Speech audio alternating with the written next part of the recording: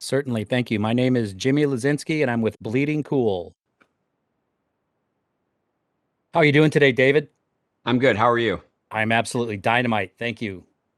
Thanks for taking the time today. I can't tell you what a thrill it is to be talking to you. I I'm born a year after you in the downriver of Michigan. I don't know if you're familiar with the Detroit suburbs, Yeah, but I am. I grew up in Ann Arbor, so right on, right on. So, but you're dating us. You're dating us. well, they don't know my age. They know yours. Okay, okay. So we're like mid 30s. Yeah, right in there, right in. We can still play 20 on Yeah. on screen. So as like you, I'm a big comic book fan. I want to know what's in the water. What made you be into comic books as a young man? I mean, I grew up a Marvel kid, taking the bus, in my case, downtown to Ann Arbor, and I was introduced to back issues of comics at the comic book store, the Eye of Agamotto, and I had that experience of sort of digging through the back issue bins and then having the owner of the store recommend earlier runs to me. But I don't know. I've been a fan of comics ever since. I've got letters that have been printed in various comic books as a fan. So Hmm. You worked. Well, so you mentioned you're more of a Marvel kid. But you've worked more with DC in your older days, besides Nick Fury and Blade. As a kid, for me in the 70s and 80s, foundation was required reading almost for a nerd, or almost foundational reading. And they've been trying to make this show for or movie adapt it for quite some time. What makes you think that you have the formula to get it right? well, I would never be so presumptuous, but I did get it made, so there's that. I think it's a combination of things. I honestly, I think it's that the medium caught up to Asimov. I was approached before in adapting it as a feature film or maybe a series of films, and I didn't think it could be condensed into 2 hours or 6 or 7 hours. But with the advent of these big novelistic streaming shows like Game of Thrones and other things, it feels like the audience is finally there. They've got the patience for an epic to unravel over the course of seasons, over the course of years.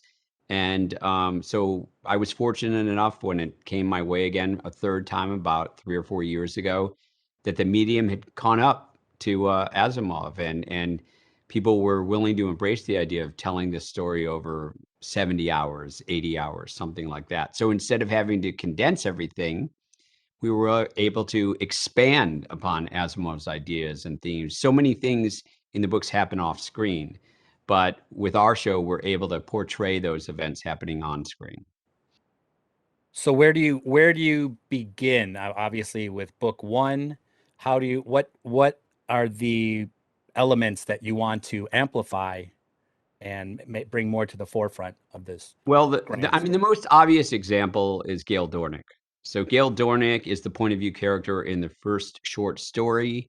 Um, and there's a reason Asimov chose Gaal to be the point of view character. Gaal is a fish out of water. And I thought we'll take Gaal and we'll extrapolate that, and Gaal will be the point of view character for the first season. The beauty of Gaal is that Gaal has never been off planet. Gaal has never traveled on a jump ship before. Gaal has never been to Trantor, never met Harry Seldon or anyone from the Empire, and doesn't know much about psychohistory. And so, through Gale's eyes, the audience gets to experience all of those things. You don't have to have read any of the books because we have Gaal, and you don't even have to be a fan of science fiction necessarily because we have Gaal. How the overall theme of trying to save what we have now and for the future, how prescient is that considering what's going on right now? Is this story sort of a warning? Look, the story was a warning when Asimov wrote it in the shadow of World War II, and the story was a bit of a warning when we were contemplating adapting this 3 years ago. We could not have imagined that climate change would reach the kind of crisis point that it's at now, the inflection point. Could not have imagined that we would be faced with a global pandemic, although obviously there had been a global pandemic in 1917.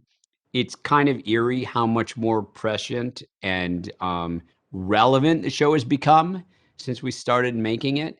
But I also want to be clear that Asimov was fundamentally a humanist and someone who had faith in humanity and science and rationalism. And one of the reasons why I wanted to adapt Foundation, having adapted quite a few very dark stories in my career prior to this, now that I'm a father, is I said, I want to tell an optimistic story. I want to tell a story about scientists and nerds saving, human civilization. And so, in that respect, I think that even though it's become more prescient, hopefully that kind of hopeful message will also be more relevant right now. Mhm. You just mentioned you were working on it 3 years ago, 3.5 years ago. Have you been working on it at the same time? Was that the same Foundation project, or was that a different pitch? Oh, no, no. I've been working on this adaptation of Foundation for nearly 4 years. We had a pause for about 5 months because of COVID in the middle of it, but it's taken a long time to get this version to screen. Which one of these vast characters would you say you relate the most with?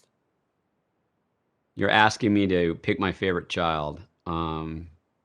I think that because the show is rooted in emotion and human experience, the thing that I told my writers, my actors, is that these stories need to work without the science fiction. We need to be able to strip them all away and have them still work as a contemporary drama. So when I was a kid, I felt like an outsider. I felt like people didn't really understand my point of view. So in that regard, I relate a lot to Gail, and that gave me kind of an emotional hook to latch onto for the story.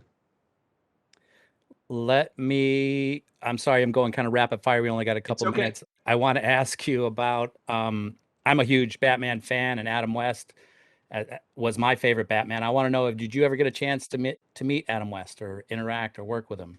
Sadly, I never got a chance to meet Adam West. I would have loved to have. Mm.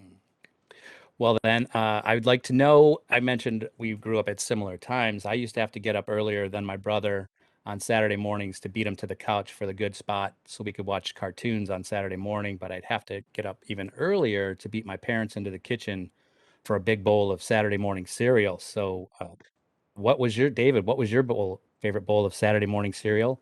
And what was your favorite cartoon?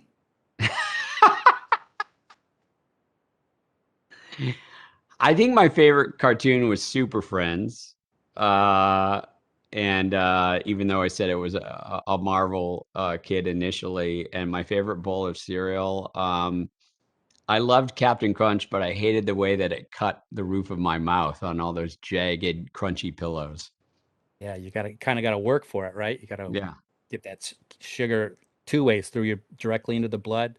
Yeah. No, Um, no pleasure without pain. what this is such a grand story. I love the special effects and the set design, and also the writing is incredible. But I want to know, what do you think fans are going to like most about this show when it comes out?